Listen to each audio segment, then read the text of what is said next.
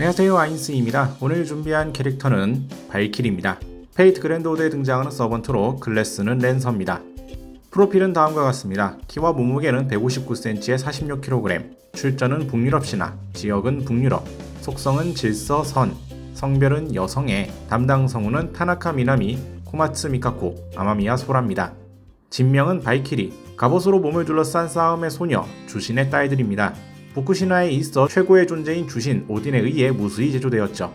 무수한 전장의 하늘에서 춤추며 전사한 용자들 중에서도 자격 있는 자들을 선정하여 주신의 궁전되는 빛나는 황금의 바랄라로 그 혼을 데려갑니다. 북구 신대의 종말, 신들의 황혼으로 거인들을 죽일 주신의 군세에 더하기 위하여. 패러미터는 근력 B, 내구 B, 민첩 B, 마력 A+, 행운 E, 보구 B랭크입니다. 클래스 스킬로는 대마력, 랭크는 B입니다. 영창이 3절 이하의 마술을 무효화합니다. 대마술 의뢰주법이라 하더라도 데미지를 거의 받지 않습니다. 신성, 랭크는 A입니다. 신령 적성을 지닙니다. 북유럽 신화의 대신 오딘의 딸인 발키리는 반신이라 불리는 존재로 극히 높은 신령 적성을 지니고 있습니다. 사랑에 빠진다, 자신의 존재나 행위에 의문을 품는다 등의 강한 감정을 얻어버리는 것으로 이 스킬을 한 랭크씩 저하하여 2랭크까지 떨어진 시점에서 존재 방식이 완전히 변화해버립니다. 고유 스킬로는 원초의 룬, 북유럽의 마술각인인 룬을 지니고 있습니다. 현대의 마술사가 행사하는 것과는 다른 대신이 만든 오리지널이며 경이적인 위력을 품고 있습니다. 이 스킬로 인해 랜서 클래스이면서도 발키리는 잡다한 전투 보조 마술을 행사합니다. 공격 마술의 행사도 가능하지만 싸움의 공유는 마술이 아닌 육체와 무기로 얻는 것이라는 생각 때문에 그다지 사용하지 않습니다. 백조 예장, 랭크는 A입니다. 대신 오딘에게서 받은 백조의 옷입니다. 본래는 보구지만 페이트 그랜드 오드에서는 스킬로서 표현됩니다. 운명의 실타래, 랭크는 B입니다. 야리 사가에서 이르기를 때로 발키리들은 무시무시한 방직기를 다룬다고 합니다. 짜인 천을 찢는 것으로 그녀들은 전장의 승패를 결정했습니다. 보그로는 거짓 대신 선언, 국리르, 랭크는 B입니다. 대신 오딘에게 받은 무구입니다. 대신 선언 국리르의 열화 복제판이죠. 진명 해방하여 투척하면 필중 기능이 발동합니다. 페이트 그랜드 오드에선 기본적으로 진명 해방은 하지 않고 통상 무기로서 사용됩니다. 종말 환상, 소녀 강림, 라그나로크, 리브스라시르, 랭크는 B입니다. 완전히 동기한 자신들, 복수의 발키리들이 한데 모여 바랄라의 이를 용사의 혼을 이끌기 위한 기능의 전부를 모아서 손에 쥔 보구, 거짓, 대진 선언을 일제히 던집니다. 대상에게 창의 투척 데미지를 부여하는 것과 동시에 효과 범위의 일종의 결계를 전개, 온갖 청정한 혼을 자해하고 동시에 올바른 생명이 아닌 존재를 부정합니다.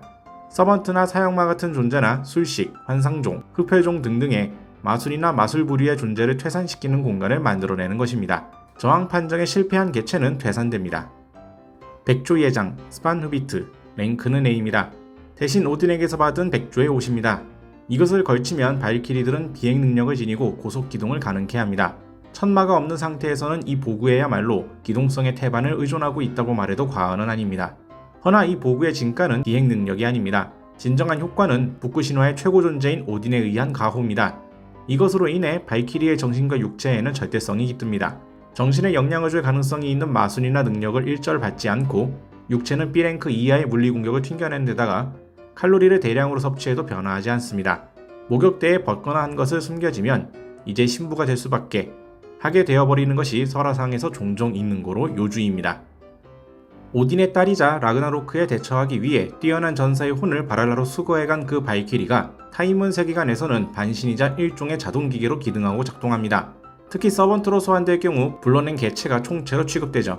발키리들은 모두 뿌리가 하나이므로 자신들을 하나로 동일시하는데 여기서 제외되는 것이 발키리의 자격을 박탈당한 불륜희대 같은 부류입니다. 그렇게 쫓겨난 불륜희대지만 발키리들의 미움 같은 건 받지 않고 여전히 좋은 언니로 대해주죠. 외모와 말투와 성격은 각자 다르지만 존재의 규정, 근본 원리가 동일합니다. 텍스처는 달라도 같은 시스템으로 움직이므로 서로 의견을 달리할 일은 절대로 없습니다. 진정한 다양성을 가지지 못해서 그야말로 기계와 같죠. 인간처럼 되겠다는 생각은 불륜일대 외에는 어떤 발키리도 생각한 적이 없었습니다. 하지만 불륜일대를 시작으로 발키리들이 하나씩 자신에게 의문을 품고 인간에 가까운 존재가 되어 개체수가 줄어들었죠. 라그나로크 개시 시점에서 당초에 반수로 줄어든 게 아니냐는 추측이 1980년대 중반 시계탑의 저주학가 로드 지그마리에에게 제출되어 잠시 화제가 되었습니다. 신대가 끝나고 나서도 소수의 발키리가 활동했다는 기록이 있었으나 21세기가 되어 남은 발키리는 카이데아에 소환된 개체들 뿐입니다. 카이데아에 소환되는 서번트로서의 발키리는 특별한 성질을 갖고 있습니다. 이는 이문대 북유럽에서 후지마루 리츠카 일행과 함께한 발키리들의 영향이 범인류사 쪽에서 소환하는 발키리들에게 미치는 것이죠. 영향만 미칠 뿐 이문대의 발키리들이 한 일을 칼데아에 소환된 범인류사의 발키리가 기억하는 일은 없습니다. 아무튼 이 특수한 성질이란 극히 이례적인 연기를 가진 것이죠. 본래 발키리는 마스터와의 동조율에 따라 마력이 증대할지는 몰라도 다른 서번트처럼 연기 재림을 통한 강화가 불가능합니다. 이것이 이문대 쪽의 영향을 받은 결과 이들의 연기 재림은 자신을 지우고 자신들이 연기 재림을 할 경우 얼마나 마력 용량을 가질지를 상정해 그에 맞는 또 다른 개체인 발키리를 대체 소환해버립니다. 대체 소환의 대상은 마스터와 인연이 있었거나 혹은 미래에 인연이 있을 발키리 수루드, 발키리 힐드, 발키리 오르트린데가 됩니다. 단 전원 마력의 많고 적음이 다를 뿐 본질은 거의 동등한지라 대체 소환대도 개체명을 쓰지 않고 전부 동일 인물인 것으로 스스로를 취급합니다. 마력 소모와 소환 시스템에 부담을 주는 것을 감수한다면 연기를 3개로 분할해 셋 전부 현기하는 것도 가능합니다. 또는 마스터가 수면 상태일 때 정신에 접속해서 셋이 따로 구현되는 것이 가능하죠. 이렇게 하면 현실에서 연기를 분할하는 것보다 마력 소모가 확 줄어듭니다. 서번트로 소환되면 생전에는 의식하지 않던 인간의 감정에 대해서 흥미를 느끼게 됩니다. 힐드와 오르트린데는 솔직하게 관심을 표하고 수루드는 자신은 관심 없다고 주장하지만 설득력이 없습니다. 기본적으로 발키리는 본질적으로 같은 존재라 진심으로 싸우는 건 어렵지만 동일한 목적에 대해서 어떤 어프로치를 시험할까 같은 화제가 되면 각 개체의 경향 같은 게 있어서 자신의 특기인 경향으로 하려고 하고 자신이 서툰 경향을 피하려고 하는데 이 행동은 서로 싸우는 것이라 할 수 있다고 합니다. 오늘은 랜서로 등장한 발키리에 대해서 간단히 살펴봤습니다. 다음에 다른 캐릭터에 관한 영상으로 찾아뵙도록 하죠. 시청해주신 분들 감사합니다.